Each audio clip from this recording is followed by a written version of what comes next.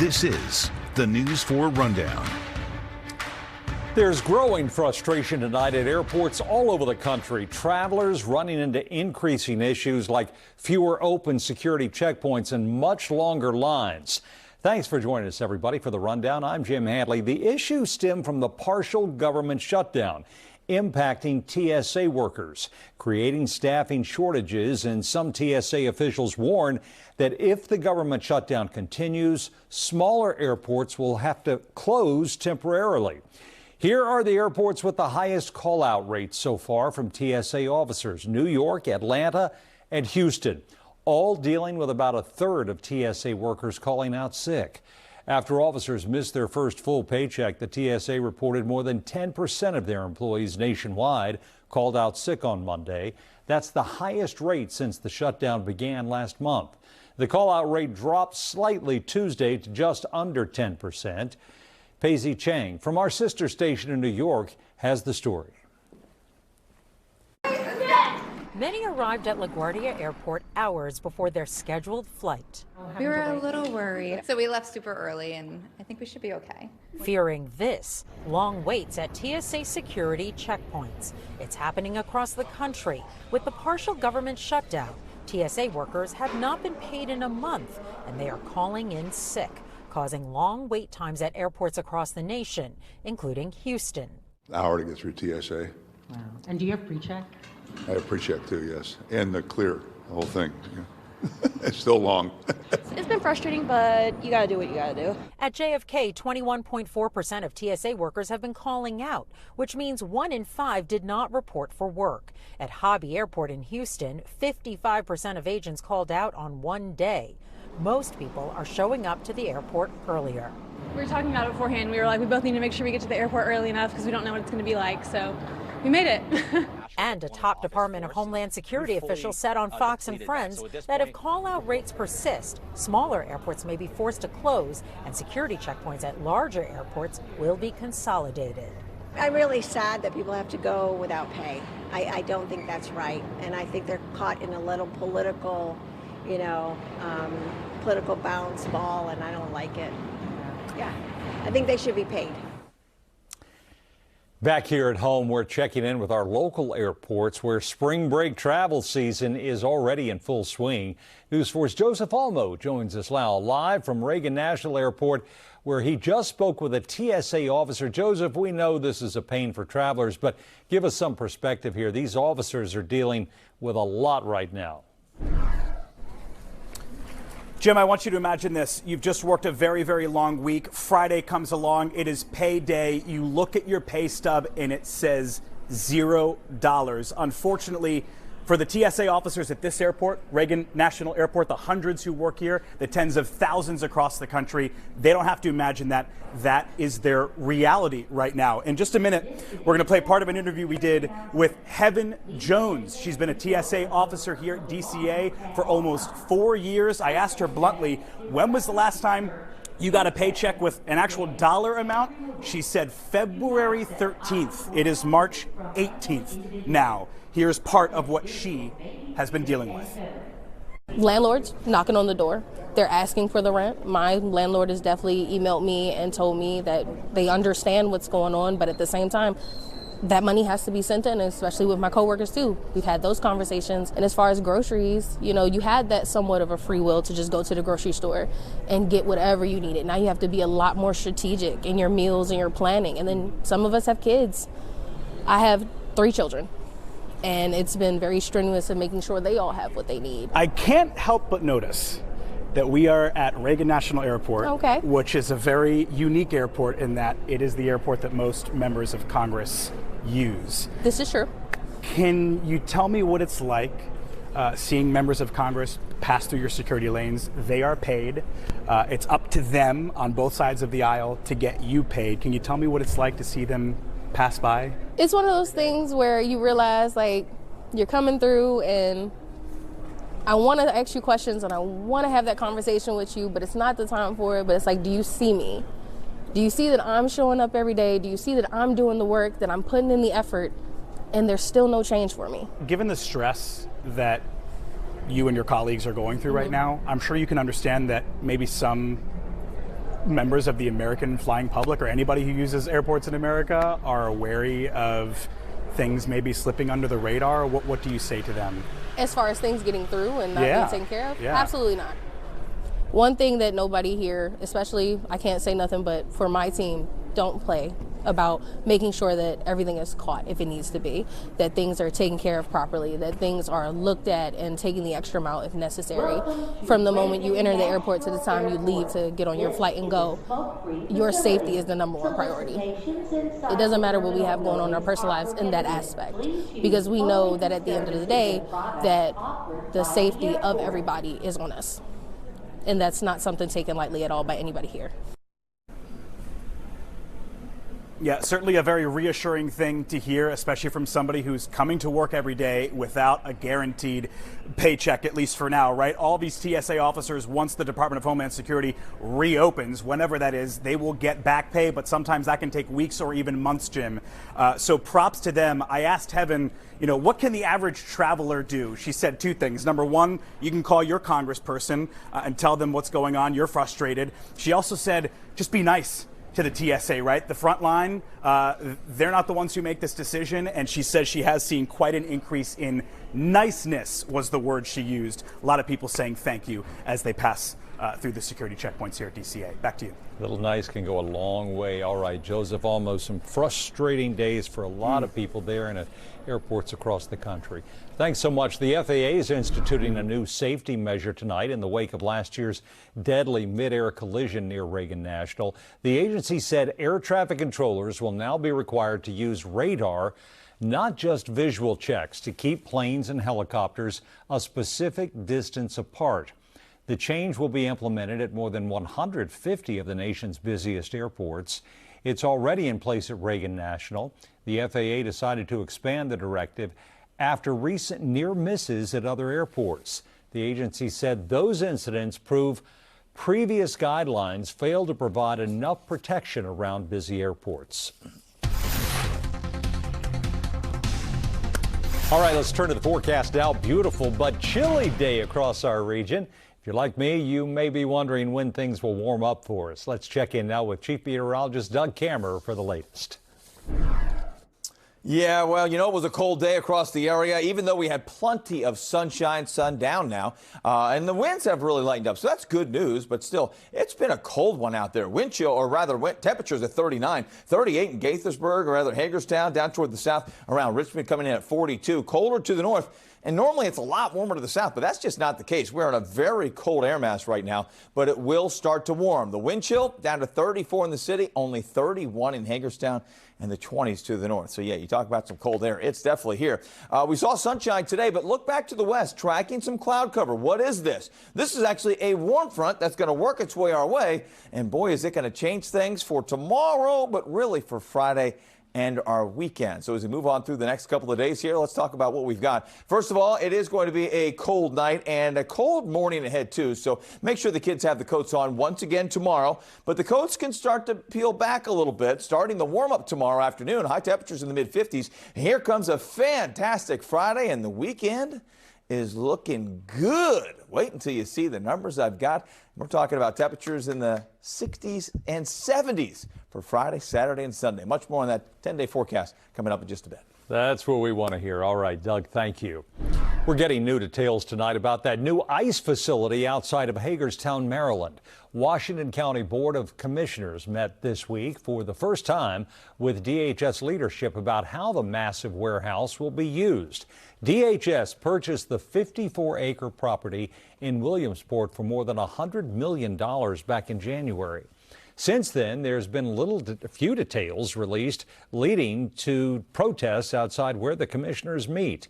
Today, the county said it got an update from DHS about the facility, saying it will be a processing center with detainees expected to stay from 3 to 7 days. According to the county, DHS anticipates about 500 beds would be used every day, although it can hold up to 1,500. The city of Hagerstown provides water for the facility and tells the News4 I-team no one from the county or federal government has contacted them about expanding water needs. That's the interesting thing. We have not at this point. The city of Hagerstown has had no communication whatsoever with DHS or anyone else as it relates to this property, asking for any more allocation, to change the allocation, or anything along those lines. DHS hired KVG out of Pennsylvania to renovate and run the site.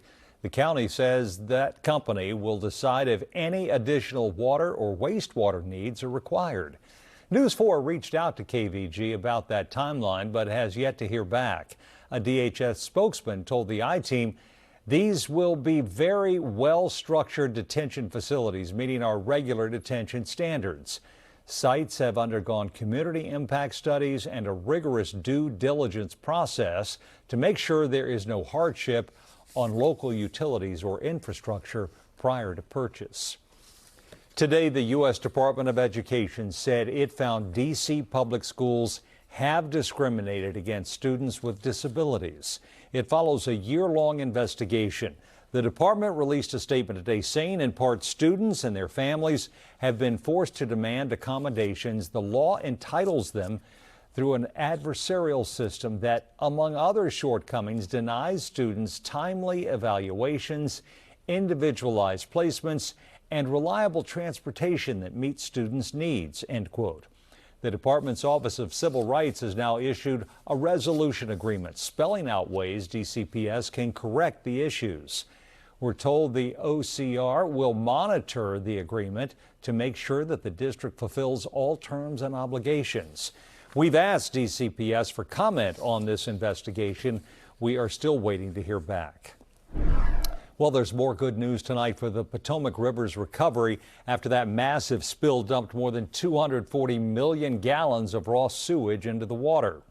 Montgomery County health officials have now partially lifted restrictions that warned people and pets to stay away from the river.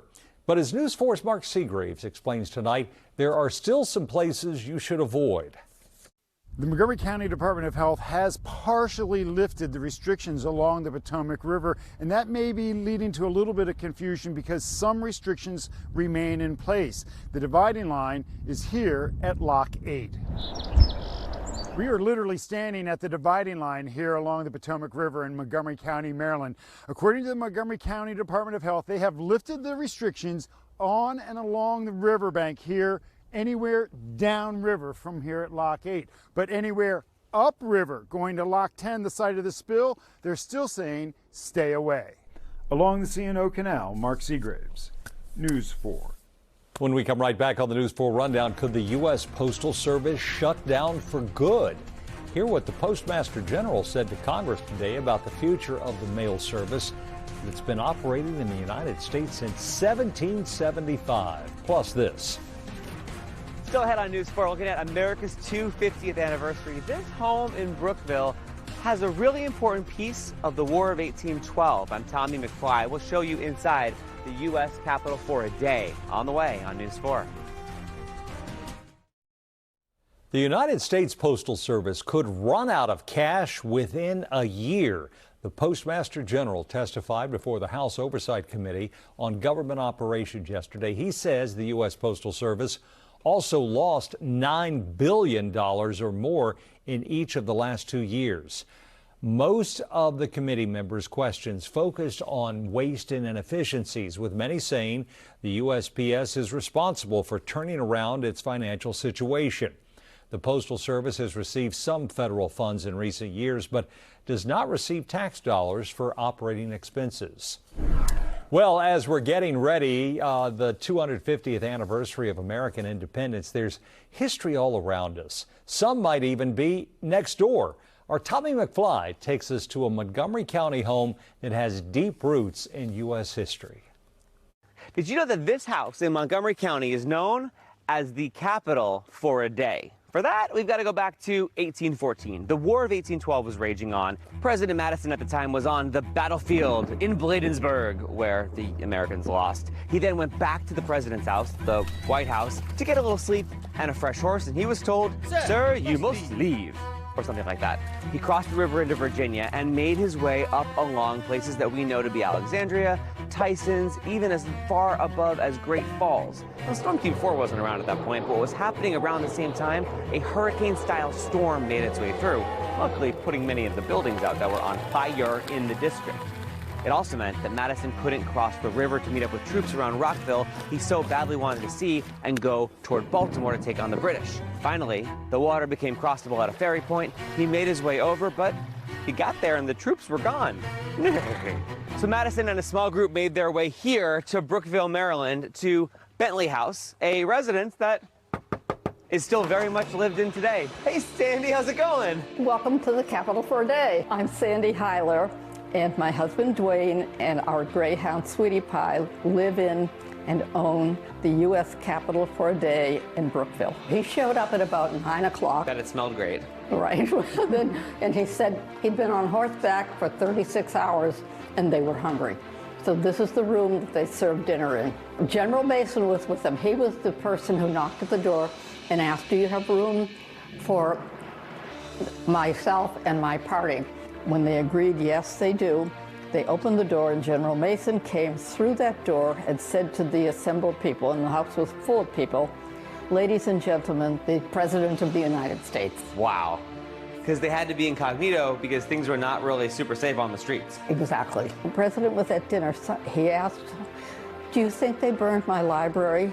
And someone responded, Your Excellency, they destroyed your whole palace. The White House and the Capitol and all of the public buildings had been burned. So this is all they had. And the president ran the business of the United States from this house. From 1803 to 1903, this room was a store and the post office. Is this where they had the money? This was the Senate papers, and the money from the banks were sent to this house. We assume that they were sent to this room, and this is a trap door, so they were probably stored in the cellar under this room. That's the safest place. What is In the this? lead up to the bicentennial of the War of 1812, we had a 3-year dig here, an archaeological dig. This is just a pipe that probably belonged either to the president or to one of the people with him, but this is a high-class thing. This is the Great Seal of the United States. It's what was used before there was a presidential seal. Wow. Sandy, thank you for bringing us into your home and into history here in Montgomery County. I hope it never has to be the Capitol for a day again, but I'm glad it was. Right. Me too.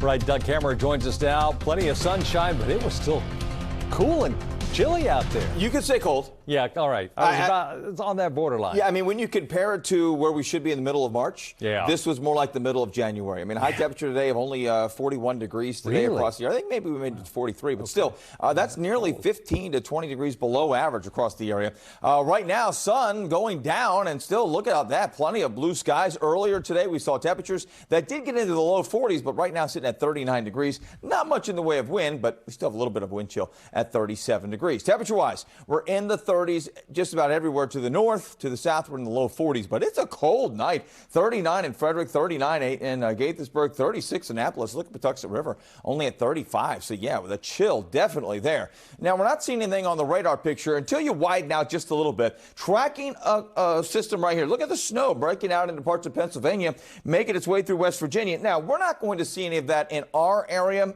possibly in through parts of Maryland, western Maryland, maybe the panhandle of West Virginia, but most of this will dry out as it moves through the mountains. What is this? Well, this is actually a warm front. Take a look. You can see the clouds going way up and then coming way down. That's that huge trough of low pressure across the east, and that's where the cold air lies. We are the coldest spot in the nation, mid-Atlantic and the Northeast, and really the only area of cold. Look back towards the west where the heat is. 80 degrees today in Denver, 82 in Albuquerque. Look at 100 degrees already in Phoenix, and Las Vegas coming in at 92. But that cold air goes all the way down to Florida. Look at Jacksonville. That is a chilly 55 degrees in Jacksonville. That trough going all the way to the south. So the cold air is locked in right now. The good news is we'll start to see it subside tomorrow, really into the day on Friday as it moves to the north. The heat sits in the west, and they're talking record-breaking temperatures over the next couple of days. For us, we will start to see that trough move out, and the warmth will start to move that that way.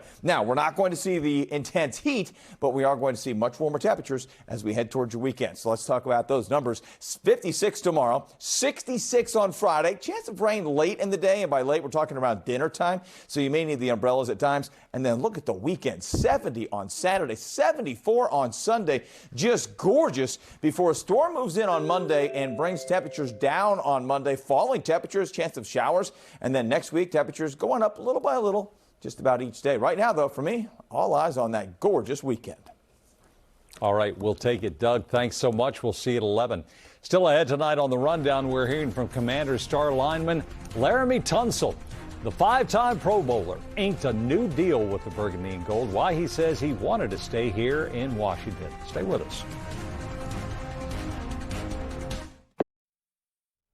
All right, the Commanders continue to add key pieces ahead of the new season. Sure do. Yeah, fans wanted the Burgundy and Gold to bolster the defense with new players, and the team has so far delivered. But there's one player on the offensive side of the ball the front office wanted to make sure returned for the second season. Our team insider, of course, J.P. Finley, joins us in the studio now ahead of all ears to discuss the return of Laremy Tunsil. Yeah, Jim, you know, as much as they made a lot of noise during free agency, they signed a bunch of new players, especially on that defensive side of the ball. But then they've added on the offensive side of the ball, too. Chigakonkwo, the new tight end, Rashad White, running back. But still, the biggest piece, and certainly the player they spent the most money on, is left tackle Laremy Tunsil. Now, coming into the season, technically Tunsil was under contract, but there was no guaranteed money left on that contract. And when you're a player of Tunsil's caliber, you're not going to play on a deal with no guaranteed money.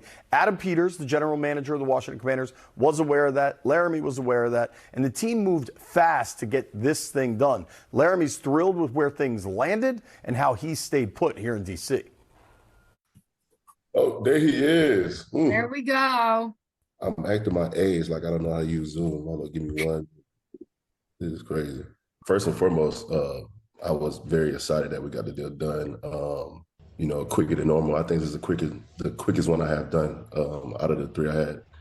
But it shows that how much they respect me. You know, of course, it means a lot. The AP and you know the front office wanted to get something done with me, so it means a lot.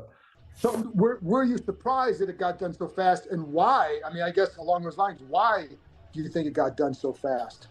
I don't know. Maybe because I'm a great player. No, I don't know. What do you feel your biggest impact was last year on this team? Because I know that teaching was important to you for some of the younger guys. That's always been a big role for me. Just want a young guy come in as an offensive lineman. You know, I feel like I has to be that mentor or that big brother role, or just, you know, because again, I had that when I came into the league. Like, I had three big brothers when I came into the league, so they made everything so easy for me. So I feel like I have to like give that energy back to anybody who like any young guy that comes into the locker room asking for advice. I feel like I have to get that back. Good to hear from Laremy there. And, of course, it's good news for Jaden Daniels and the Washington Commanders that Tunsil is back in D.C.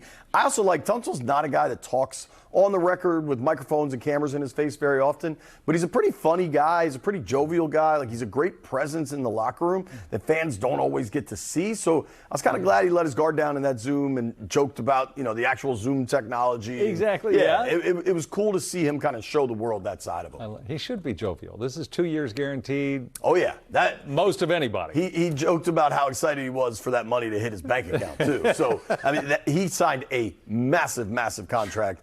Adam Peters came through, said he learned from the Terry McLaurin situation not to let this drag. Yeah. This one didn't drag. All right, we'll see you on all ears. Thank you, JP. Jim. Thanks so much. JP will have much more on the Commanders' latest free agency moves tonight. Again, 8:30 on the NBC Washington streaming channel. You can also watch later tonight on YouTube or wherever you get your podcasts. That's going to do it for the Rundown on this Wednesday night. Be sure to join us right back here for News 4 at 11. Have a great night, everybody.